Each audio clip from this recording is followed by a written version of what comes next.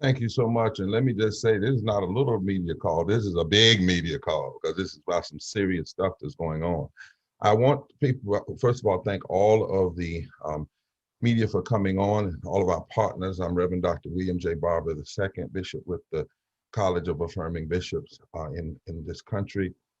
On July the 12th, the Poor People's Campaign, a national call with moral revival with 15 partners, started National Moral Mondays in Washington, D.C.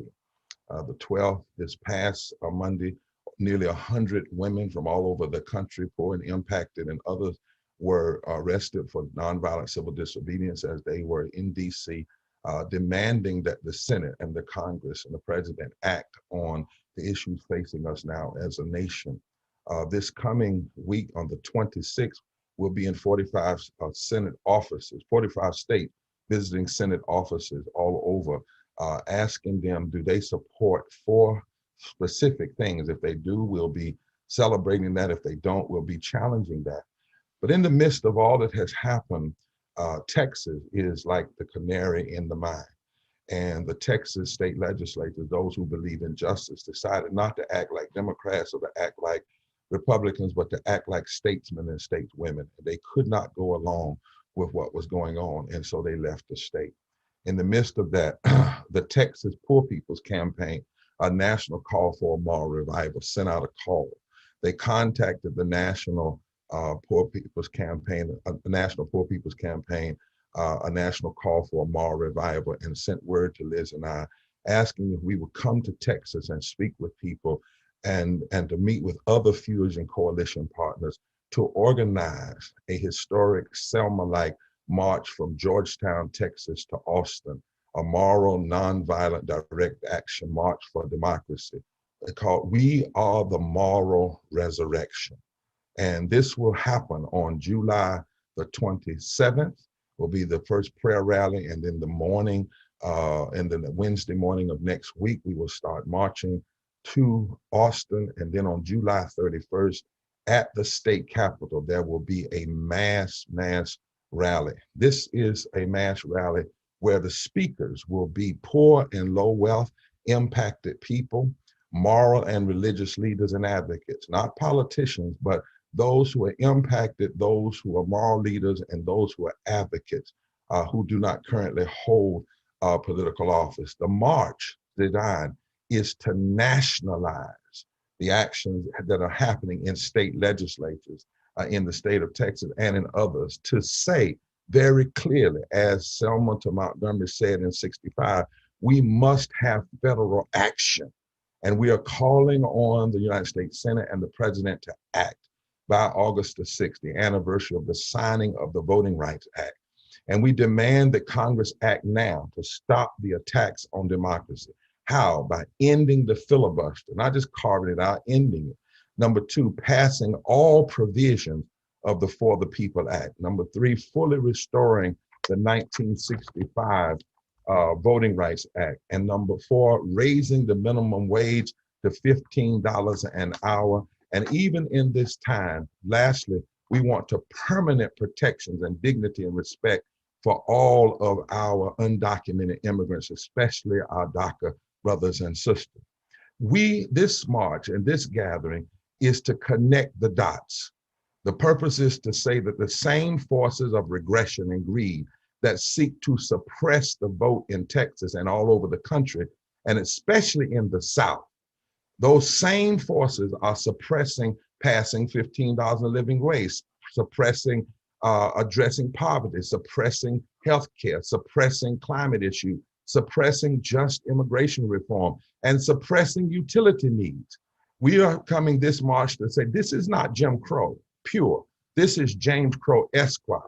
Because when you look at what these bills are doing, especially in Texas, it will hurt Black people and brown people and white people and Asian people and Native people and poor and low wealth people and women and the differently able and young people. And we must connect the dots in this moment and have a moral fusion response. And we're saying in this action, we must have federal action. It's not the For the People Act or restoration of the Voting Rights Act. The truth is, if a politician is holding on to a non-constitutional filibuster to block protecting our constitutional voting rights, then they are choosing the side of the U.S. Chamber of Commerce rather than the United States Constitution. If a politician in this moment is saying that they will support the Voting Rights Act restoration, but they won't support the For the People Act, then they're playing the Washington two-step, and they're attempting to trick the people, because the For the People Act was written by John Lewis. That's the one he wrote. States need federal protection. The For the People Act can address now the suppression bills being passed in state legislatures. The voting rights restoration can protect in the future through preclearance. But any politician that is trying to water down the For the People Act or offer the voting rights restoration alone is abandoning Texas and abandoning the South in general, and really abandoning the nation. Any politician who says they support John Lewis but won't support the For the People Act that he wrote is engaging in a kind of political distortion, refusing to pass the For the People Act and the Voting Rights Act and $15 in a living wage and end the filibuster and protecting our immigrant brothers and sisters. All of these things are constitutionally inconsistent, morally indefensible, politically insidious, and economically insane, and they are all connected. Dr. King said they were connected on the march from Selma to Alabama. He said that the reason people were fighting voting rights then is because they were afraid of the masses of Black people and the masses of white people coming together, forming alliances that would create voting power that would fundamentally transform the economic architecture of this country. So we cannot have this be just an issue for Black people or just an issue for some people. It is about race, and it's about class, and it's about demographics and geography. It's about all of us. And any politician that is holding on to the filibuster is abandoning the South and every state where extremists are trying to suppress the vote. Down through the years, the filibuster has never been used to bring people together. It has only been used to block civil rights, block anti-slavery legislation, block women's suffrage, block the New Deal, block living wages, block labor rights, block rights for our immigrant brothers and sisters. If a politician in the Senate is blocking the For the People Act, then that means they don't want federal standards. They don't want standards that guarantee same-day registration and early voting. They don't want to get dark money out of our election. They don't want the Attorney General to have as much power as possible to address the voter suppression. This march and gathering will tell the truth to the nation. And any politician or anybody that's supporting them that's blocking $15 a living wage is saying they don't care about the 32 million people in this country making less than a living wage. They don't care about the over 5 million workers in Texas that make less than a living wage. They don't care about the 12 million poor and low wealth people in Texas and the 1/3 of all poor people in the South. This march is to demand and call out for federal protection and to look at the connection. This is not a time for politicians to be moderate, but this is a time to mandate protection for the people. It's not a time to bow to extremists who are afraid of all of the people voting. It is time to pass what is necessary to ensure that everybody's vote is protected and engaged, and that we have a true democracy and not a civil oligarchy that will lead us into possibly an autocracy. This is why we march. We are the resurrection. We are the moral resurrection. Reverend Liz? Thank you so much. My name is Reverend Dr. Liz Theo-Harris. I'm the director of the Cairo Center for Religions, Rights, and Social Justice at Union Theological Seminary, and I'm the co-chair alongside of the Reverend Dr. William Barber of the Poor People's Campaign, a national call for moral revival. We're gathered here today, as Reverend Barber was mentioning, we're calling for this march from Georgetown, Texas to Austin, Texas, launching next Tuesday, July 27th, marching Wednesday, July 28th through Friday, July 30th, and then processing with caskets and hearses representing the voting rights and economic and civil rights being killed by the filibuster, by the failure to pass all the provisions of the For the People Act, for the failure to restore the 1965 Voting Rights Act, and so far the failure to raise the minimum wage to a $15 an hour wage. We're doing this march into Austin on Saturday, July 31st, because we know our democracy is indeed in peril.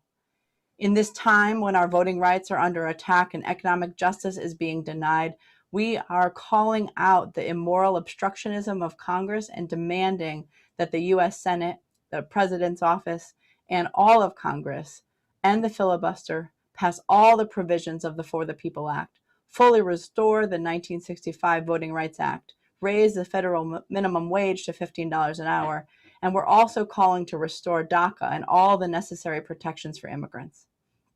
I'm a pastor and a theologian as well as an organizer, and I hear the cry of the prophet Isaiah, "Woe to you who pass unjust laws, who deprive the poor of their rights, making women and homeless children their prey." I lift up the words of the Reverend Dr. Martin Luther King Jr., who just this week has been removed from the required curriculum in Texas public schools, who says, "So long as I do not have firmly firmly possess the right to vote, I do not possess myself. I cannot make up my mind, and it is made up for me. I cannot live as a democratic citizen, observing the laws I have helped to enact. I can only submit to the edict of others."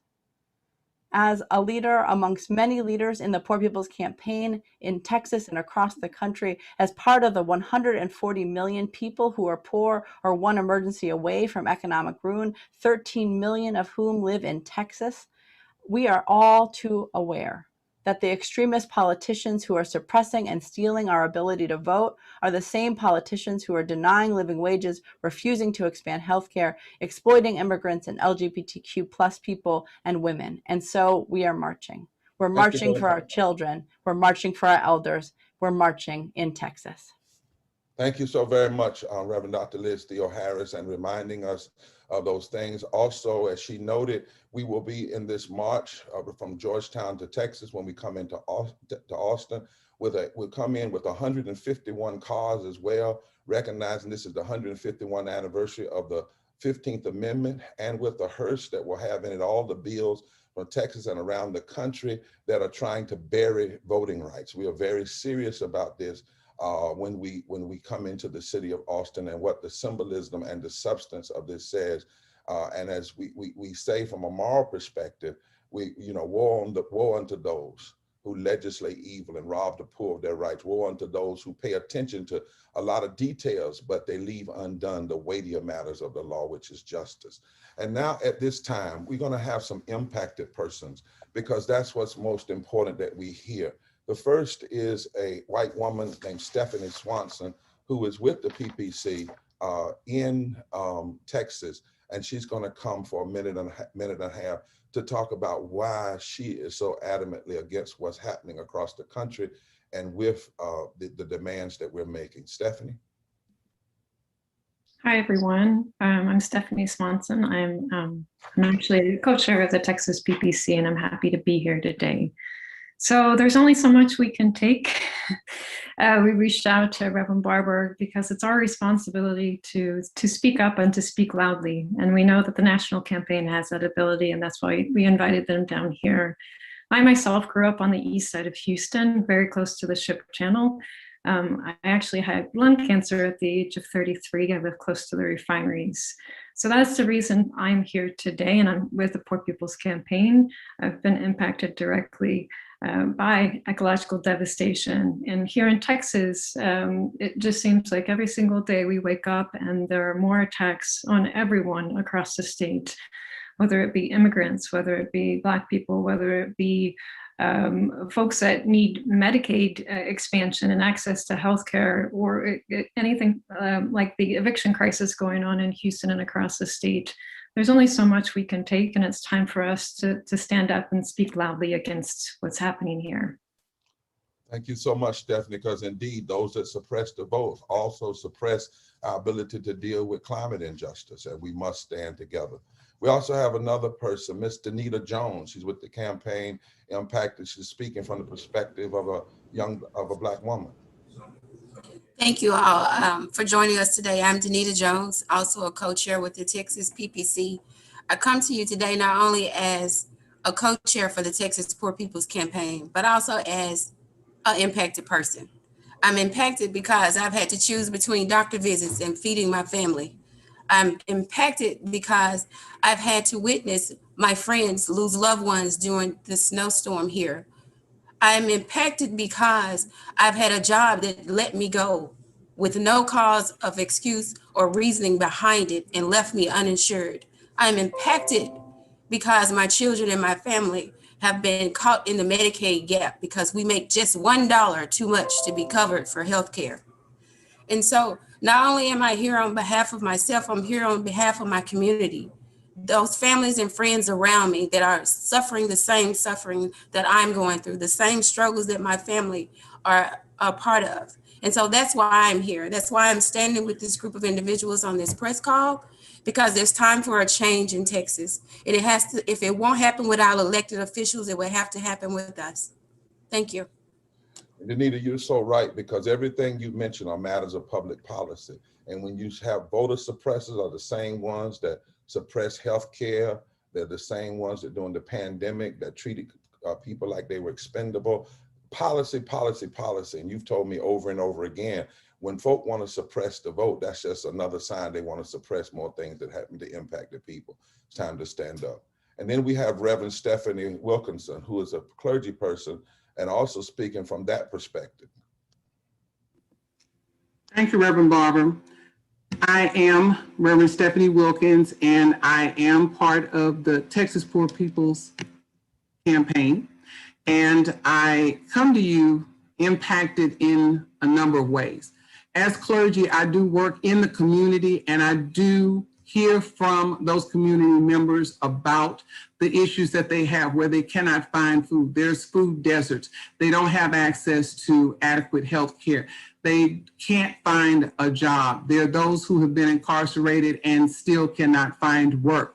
But I also want to talk from a perspective of a personal impact, in that when we were dealing with a pandemic in February, we were hit with something that leveled the playing field for everybody. And we had a winter freeze that impacted people in their homes, but also those people who were unhoused. There were a lot of people who had to suffer outside trying to find a way inside, and to then find out that it was because of a power grid failure, and you have an elected official who's not even trying to deal with it, but going on a trip to warmer climates. This was something that impacted people no matter their age, their status, their race, or their gender.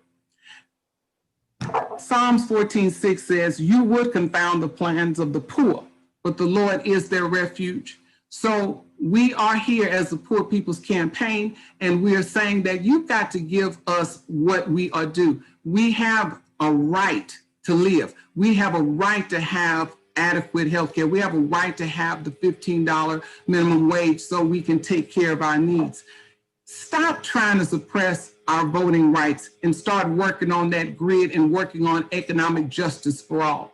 Thank you. Yeah, I've heard you say a number of times how bothered you are that folk would be trying to suppress the vote rather than fix the grid. Or try to suppress the vote rather than pass the legislation. But stop suppressing the vote and start fixing the grid. Thank you so much. Thank you so much. We also have Rabbi Steinman, and I met her. She's a powerful rabbi, and certainly has a perspective as a Jewish person of what happens when you start seeing people running roughshod and literally suppressing, where money and meanness rule. Rabbi, would you speak to us now? Thank you very much, Bishop.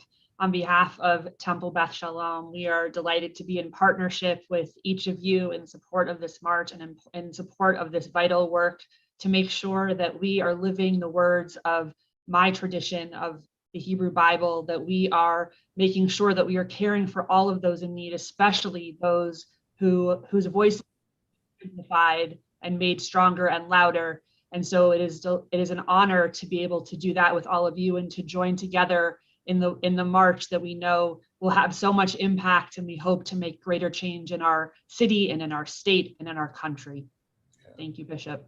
We are the resurrection, the moral march and direct action from Georgetown to Austin, demanding, end the filibuster, pass all provisions of the For the People Act, pass the full Voting Rights Act restoration, pass $15 minimum wage, and pass immigrant justice and protect our immigrant brothers and sisters.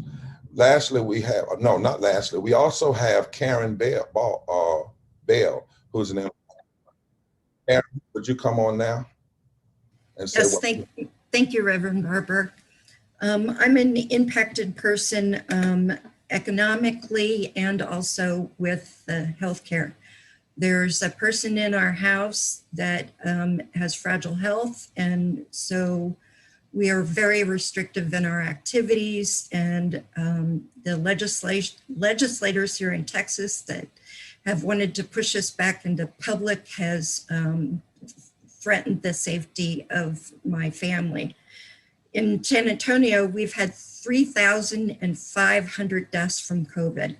Mm.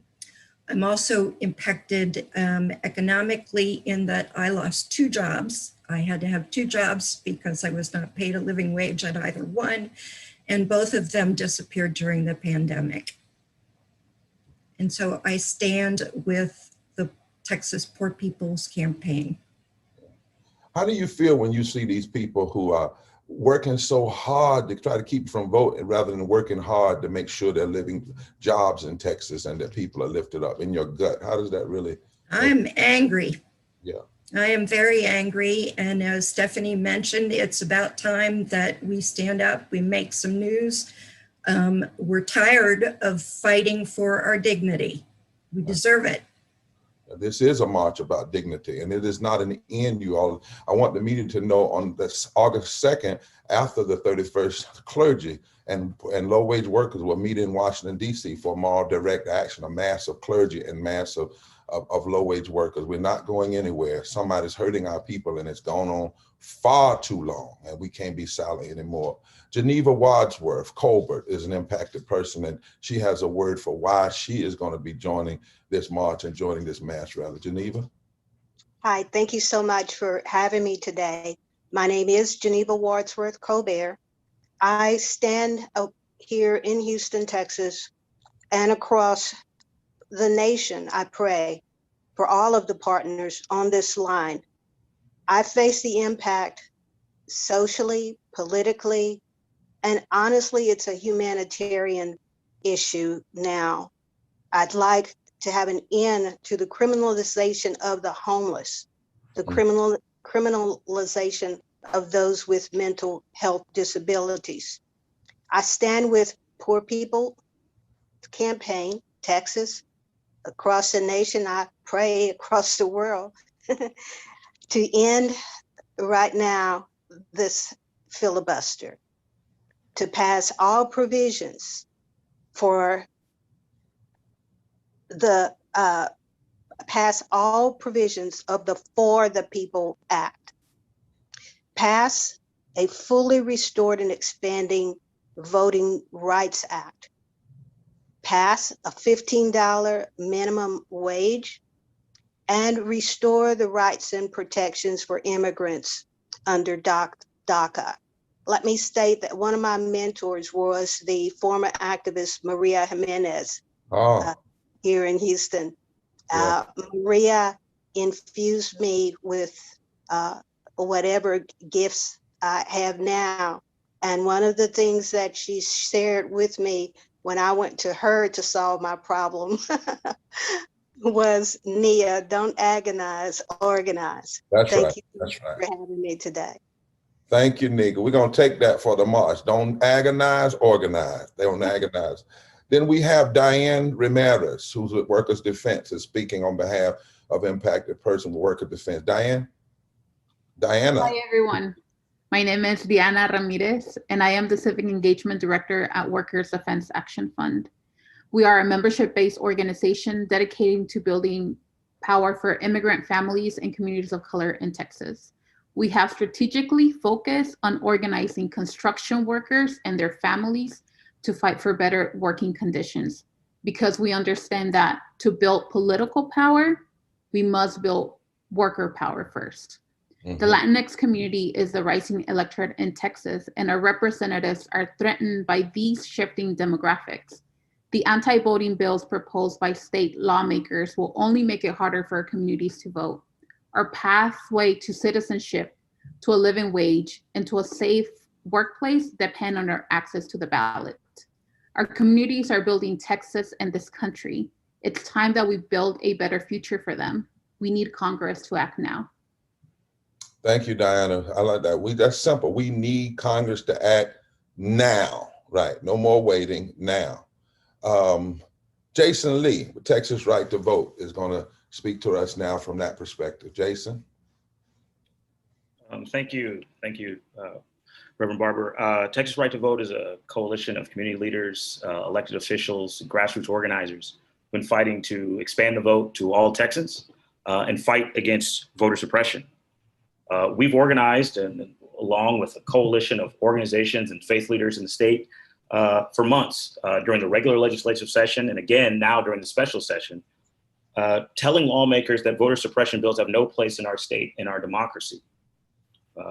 Voting rights advocates in our state will continue to sound the alarm about the restrictive and racially discriminatory voting laws being pushed in Texas.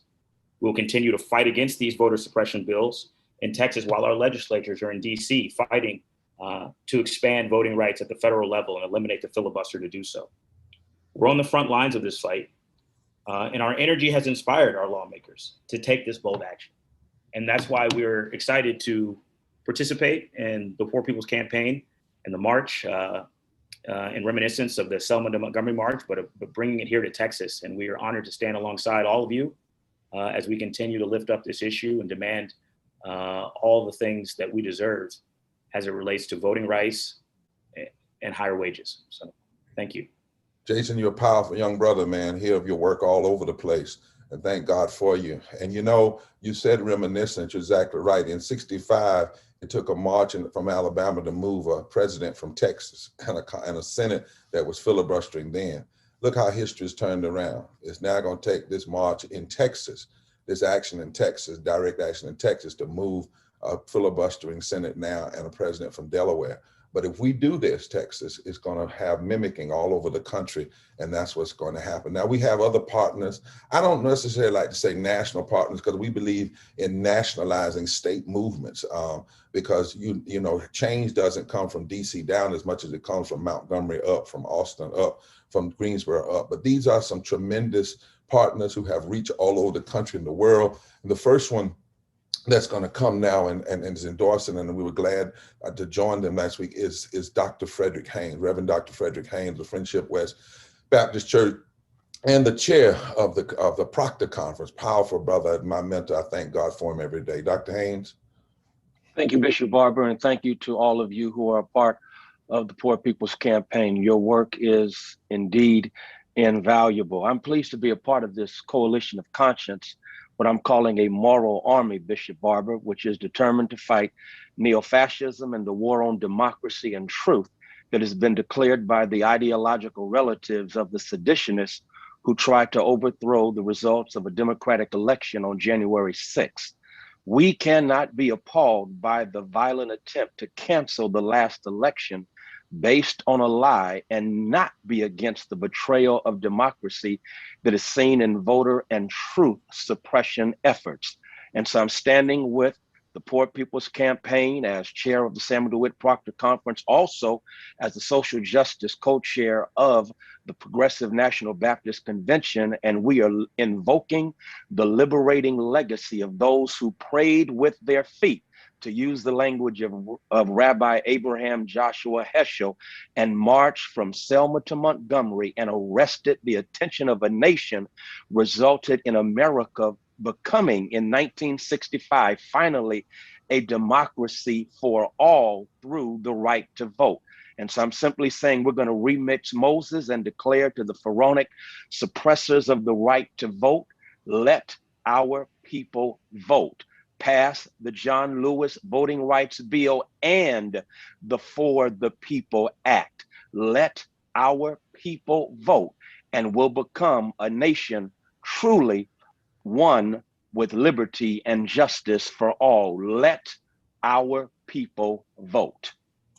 Thank you so much, Dr. Haynes. And you know, and as you were talking, I think people need to get the memo. We ain't gonna wait 2 years this time like it did happen Juneteenth. It's No way, right no now. way. It's That's right right. now. It's got to happen. And Texas is the place from which to change the whole country. I'm glad that there's a man on this line tonight, to this afternoon, who is not an elected politician. I'm not, he didn't get, maybe he will be later, but right now he's just like the rest of us. And therefore he can be a part of this effort, needs to be a part of it, wants to be a part of it. And that's none other than Beto O'Rourke. Would you share with folk why you're joining in this grassroots effort at this time? Bishop Barber, I'm happy to, and I want to thank you and the Poor People's Campaign for your focus on Texas, because this is the epicenter in the fight for the right to vote. We have the toughest voting and election laws in the country, bar none. It is tougher to vote in Texas than it is in any other state. And as every other speaker has said, that is connected to the fact that our minimum wage in Texas is $7.25 an hour. It's connected to the fact that we are the least insured state in the country. It's connected to the fact that we're on the front lines of climate change. We listened to a speaker who grew up next to the Houston Ship Channel. Those communities are bearing the brunt of our inaction and our excesses and our lack of political participation, especially by those who are impacted the greatest. But beyond producing the most restrictive voting laws, Bishop, Texas has also produced everyone that we just listened to on this call. And they're the ones that give me hope, that make me know that we will pass the For the People Act. Texas is produced the state legislators who are in DC right now, breaking a quorum to stop suppression at home and providing the moral leverage on the United States Senate and our president, who must do more to ensure that we have voting rights passed this summer. So I just want to thank you for what you're doing and tell you that I proudly stand with you, and I'm looking forward to joining you. Thank you so much, Brother O'Rourke. Thank you so much. And indeed, all people must do more. This is not something that you can't choose to build up the infrastructure of bridges and then let the infrastructure of democracy be torn down, because no one has the right to deny or abridge our right to vote. And of course, that bridge is connected to all other public policy. I skipped Brother Crafton. I hope he'll forgive me. Brother Craftsman with disability right, it was unintentional. Brother Crafton, would you talk to us as an impacted disabled person why you are, and then I'll come back to our other speakers to finish us out so we can take questions. No problem. My name is Ron Cranston. I am with ADAPT of Texas. I am with the Personal Attendant Coalition of Texas and have been involved with the Rev Up Texas campaign, which is to register, educate, vote, and use your power. Under the current problems here with suppression that has been guided by a very misleading bunch of Texas legislators, my ability to vote has been subdued, basically. It would be subdued. Not only have I had to register just to receive a vote at my home as a person with a disability, it is going to be subdued if drive-in voting with support, which I use every day of my life, which is vital to my existence. If that happens further, I'm in trouble. My democratic ability to use the power of our nation's Constitution is going to be limited. And frankly, the other parts that affect me within the campaign for poor people is that the minimum wage in Texas for people who come into my home to assist me every day, primarily women of color for the last 45 years, is presently only assured to be paid $8.11. That is a disgrace. That's right. People cannot live on $8.11. I cannot hire somebody for $8.11 an hour. This is a travesty. We have literal skin in the game. This is tenement to people dying in nursing homes. I live in the community. I want to continue to live in the community. I want to continue raising my grandchildren. I want to be a vital part of my community. And I want to thank you, Reverend Barber, all of the people of Poor People's Campaign for including people with disabilities in the march that were upcoming and making sure that the federal folks that represent us know that they have to stop this filibuster, work on these issues that have been vitally named and given in this press conference. I want to thank all of you. We are all one, and God bless us all. Brother, you know, Brother Cole, you just said some things that I hope the media hears. You see, if you pass the Voting Rights Act, which is not even written, it doesn't protect people like you, because you've got to have the For the People's Act to make sure that they don't remove the things like drive-in. And the only way you can do that and mail in, you have to have the For the People's Act. So it's not either or. It's not either or. And we wanted to put a face on this, members of the media, who would be hurt if we allow folk to filibuster and not pass the For the People's Act and let these state legislatures like in Texas continue to do what they're doing. This is not just Jim Crow. This is James Crow Esquire, and we need to be talking about the full breadth of people that will be hurt in what's being done now. And if we do this, we make it a moral constitutional issue, right, and we can in fact win. Let me call out our next. Thank you so much, others that are coming. I want to have at this time Julio Acosta from Border Network, and then following him will be Bishop James Dixon. Will come at right in behind each other. Thank you. My name is Julio Acosta. I'm with the Border Network for Human Rights, which is a membership-led human rights organization that focuses on immigrant rights. Border communities and communities across Texas already face many challenges to exercise our right to vote. We believe that having a voice in how we are governed is a human right. We proudly join with the Poor People's Campaign and all that champion the protection of our sacred right to vote. We need to continue fighting to ensure that all elected officials be champions for we the people. Thank you. Thank you, my brother. Thank you. We're right there with you, and thank you for the work you all do. Bishop Dixon. Yes, sir, Dr. Barber. God bless you, Bishop, and thank you for your stellar leadership, lifting this issue from the political to the moral and the spiritual. I believe that your leadership, along with the collective leadership that's on this call, a part of this movement, is absolutely essential. So I greet you from the Kingdom Builders Global Fellowship, of which I am the presiding prelate, as well, of course, from the NAACP as the NAACP president here in Houston, Texas. And I am honored to be a part of this team. In the words of my cohort and co-laborer, Dr. Frederick Haynes, this is a moral army, and it is building. We've got to continue to do this because we're speaking truth on behalf of a God who created us all in his image and in his likeness. And each one of us are equally valuable. However, the skewed vision and perspectives of those who are in places of political and economic power continue to undermine the godness about all humanity. And poverty is reinforced by public policy. And what happens in Texas, as well as in America, we create policies that perpetuate poverty, and then we criminalize the poverty that we create. Let me say it again. We create public policies that perpetuate poverty, and then we criminalize poverty, which is why mass incarceration is fueled by poverty and by a lack of education. These are all legalized policies. I want to say that these are legalized policies. Just because something is legal does not make it moral. That's and right. What we're attempting to do in Texas, as with the other 47 states that are adopting these voter suppression laws, is to legalize discrimination. And that is immoral, according to Isaiah chapter 10 and many other prophetic passages. And so we are coming together with with collective potency.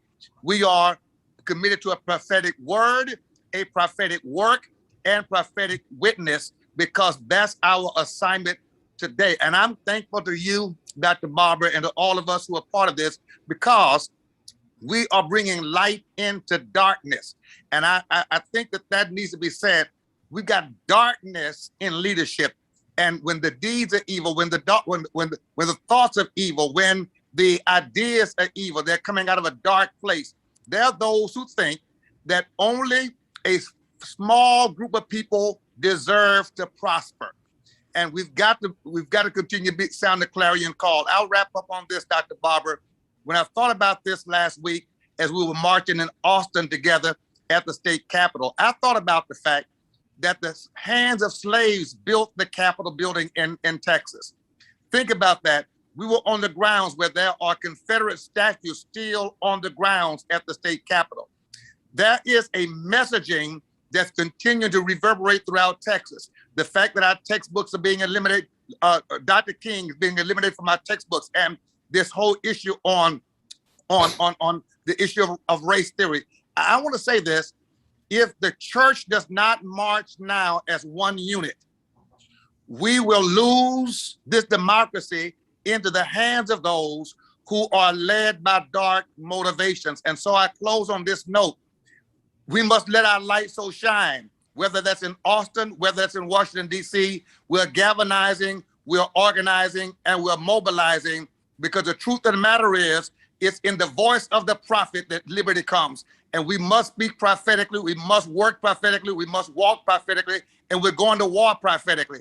When the insurrectionists stormed the Capitol on January the 6th, they left the spirit at the Capitol that we're going to go against when we go to Austin, and then when we go again to Washington, D.C. I think that this movement is a God movement, it's a now movement, and for such a time as this, God is organizing an army that's black, white, brown, that's tall, that's short, that's rich, that's poor, who's going to speak truth to power, and we decree and declare victory is already on our side, because God said to us, He is always on the side of the oppressed and the poor. Thank you so very much for allowing me this moment. And we speak from Houston, but we speak for those of us who follow around the nation. Let freedom ring in the voices of the prophetic who show up, who speak up and stand up, because this is our time to lead our people up. Thank you very much. Amen, Bishop. And we thank God for all your work. We thank God for all the churches that God has allowed you to lead. And I was thinking how people make policies to hurt the poor, and then they want to block the poor from voting because they know that the poor would not stand for it. But there is an army. It merely needs a sound. And we're coming in that perspective. Thank you for raising that. This has to be a moral issue. Every major move in this country, nothing happened until it was fundamentally seen through the lens of being a moral issue that pulled together a fusion coalition of people. And you're exactly right. We've already won. That's why they're fighting so hard, because they know the possibility of when we come together. So let's realize their fear. And maybe in the process of realizing some people's fear, they'll actually get redeemed and maybe come on and join the side of justice and love rather than staying on the side of meanness and hate. Barbara Arwine with Transformative Justice Coalition, and then Barbara Arline, my dear sister, Bishop Tavis Grant with the Rainbow Coalition, and then Latasha Brown, that sister. I was just looking at her last night on Joy Reid. She's a bad sister, and we want her to, and then we'll take questions from the media. Barbara? Yes, the Transformative Justice Coalition is a national organization that works primarily and principally on voting rights. And as many people know, we have been organizing throughout the nation. We had 150 cities that turned out on May 8th in a major demonstration in support of the For the People Act, DC statehood, and the John Lewis Voting Rights Advancement Act. We just Saturday had candlelight vigils, and we're so proud and appreciative of you, Reverend Barber, and everybody who participated, all the groups. We had 155 cities who held those candlelight vigils. I mean, big cities and small cities, and they are gorgeous. I've been looking at the pictures and we are so appreciative. And those candlelight vigils were in honor of John Lewis on the first anniversary of his passing. And one of the big chants we had was, "We are John Lewis." One of the big chants we had was "Free to Vote." One of the big chants we had was, in our lifetime, we know that we got to get this work done, and we are committed to it. We are honored to be part of the Poor People's Campaign to help in this endeavor. We will be coming to Texas. We will be activating our supporters and members in Texas, because Austin, Houston, Dallas all had candlelight vigils, and so did Plano and some other places throughout Texas. So we are going to make sure that our supporters also are there. And Daryl Jones, who's my co-leader, who's also on this call, and I are coming. We will be there. And you're teaching, and you got a role. I need you and Caitlin at the rally. We're going to have a section for you as lawyers to teach us, because a lot of folk don't even know what's in these acts. Right? Even the media doesn't know, right? And they don't know the impact. So we need your legal mind to literally, because part of prophetic work is prophetic inquiry and unpacking. So bring on your professorial hat and your activist lens as well. Well, thank you, because of course, that I teach, at Columbia and at UCLA. That's right. And that we also, when I was at the Lawyers Committee, we wrote the National Voter Registration Act, helped the Congress to write that act. We also did all of the field hearings for the 2006 reauthorization of the Voting Rights Act.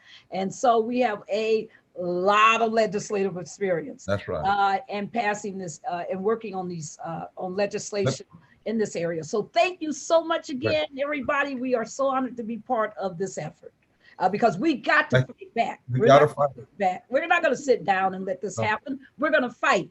That's right.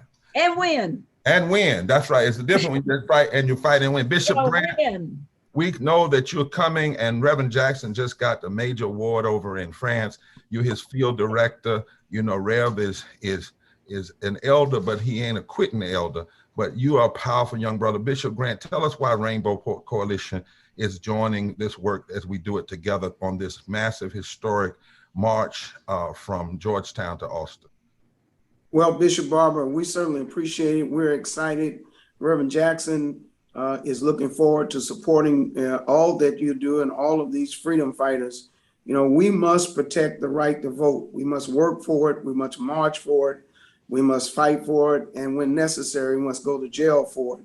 It is immoral for 1% to rule 99%. And as Dr. Freddie Haynes has outlined, this moral army has the strongest soldiers in it, the unemployed, those that are low to no income, those who are part of the underclass. And this is not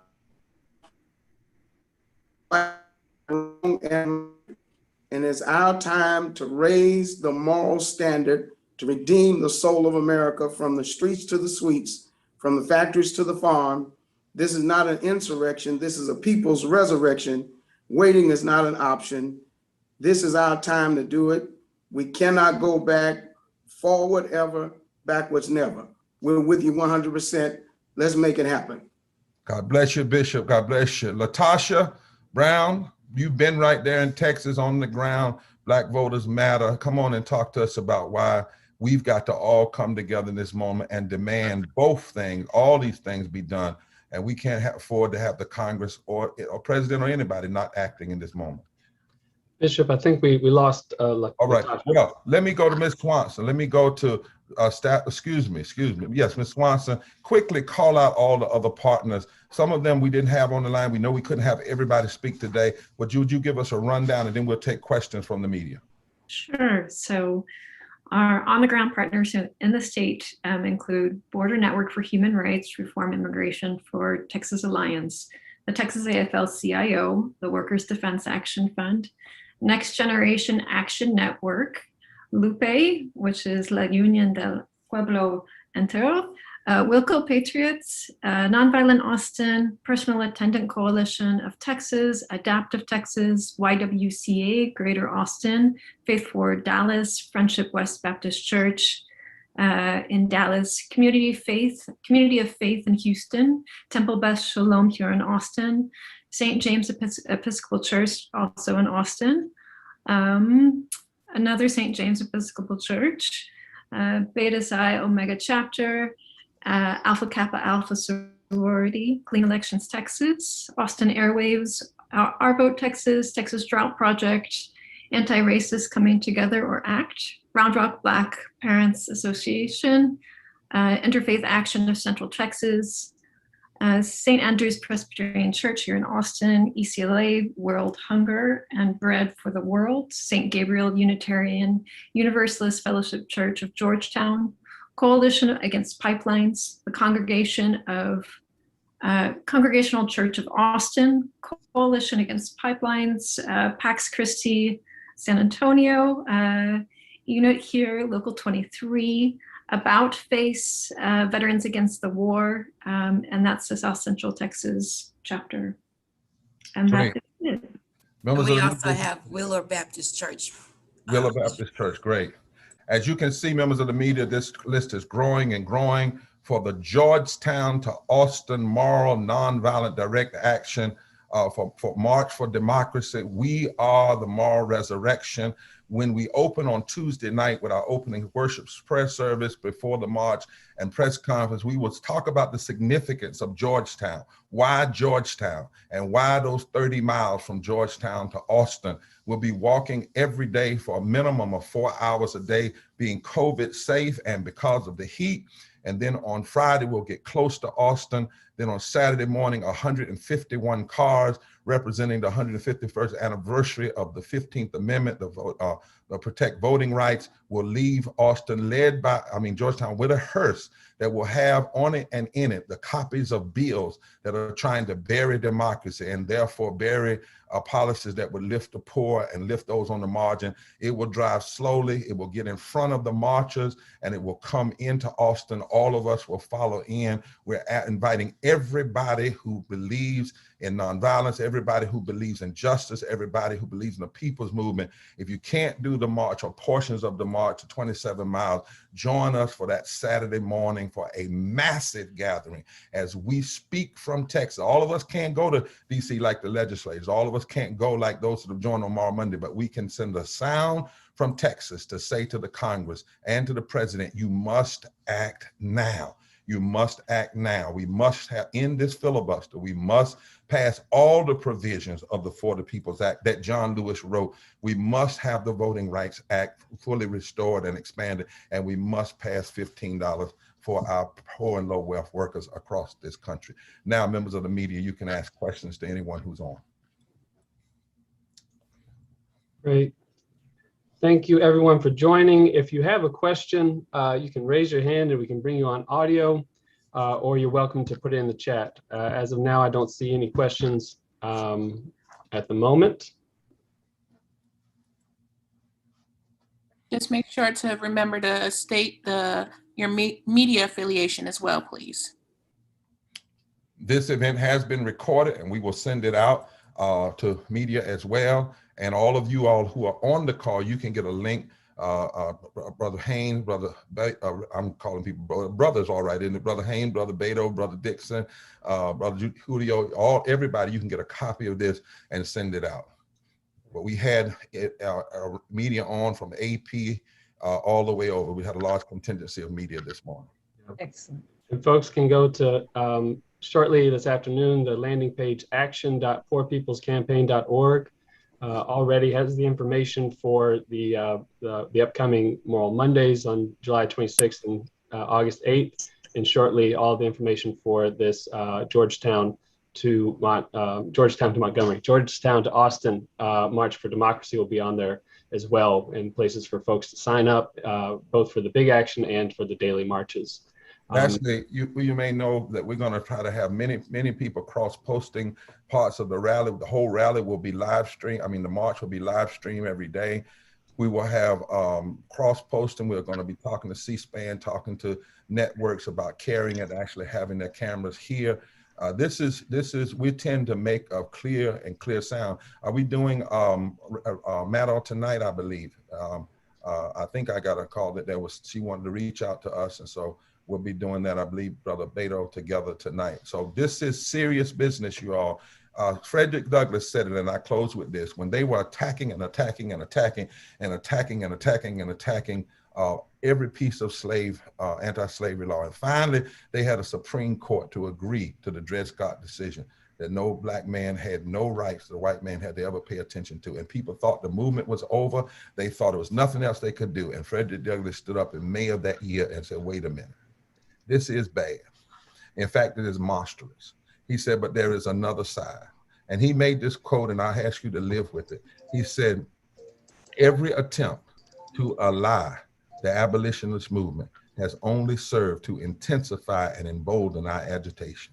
If in this moment, what is happening intensifies and emboldens our agitation, we not only have the hope of winning, we have historical facts that prove when the people come together and embolden their agitation and stand for right, we ultimately can push back injustice anytime at any point in history. And it's time for us to do that."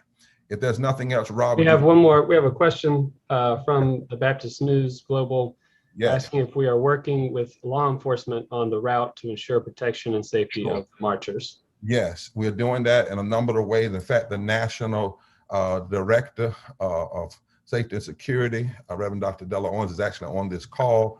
We're not talking about all of that, but you can believe you me, we know where we are. We're deeply organized in that way to ensure the safety and protection. We have to expect that people will act out and jeer us. That's why we're saying clearly we are moral and nonviolent.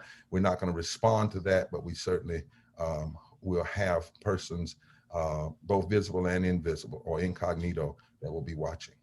Great.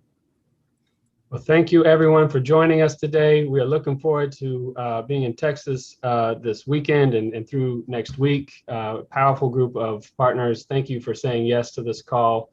And we're in this together. So we say forward together, not one step back. All right. Take good care.